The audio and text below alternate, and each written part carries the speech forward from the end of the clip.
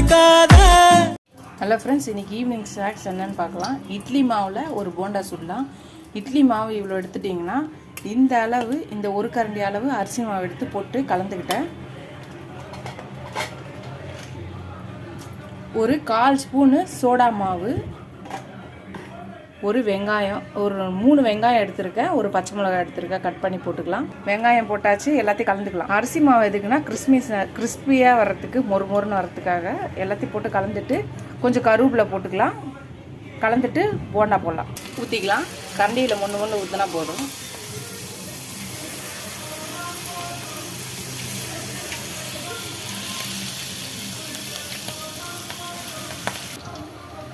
திருப்பி போட்டுக்கலாம்.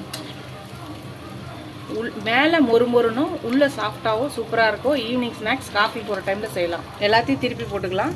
இது செய்யறதுக்கு டைமும் ஈஸி. வீட்டில் இருக்க பொருளை வச்சு தான் செய்ய போகிறோம். சீக்கிரம் ஈஸியாக. அவ்வளோதான் ஃப்ரெண்ட்ஸ், போண்டா ரெடி ஆகிடுச்சு. இதை நீங்கள் டொமேட்டோ சாஸ் வச்சு சர்வ் பண்ணலாம், பரிமாறலாம். இல்லைன்னா தேங்காய் சட்னி அரைச்சி வச்சுக்கிட்டாலும் தொட்டுக்கு சாப்பிட்டு நல்லாயிருக்கும்.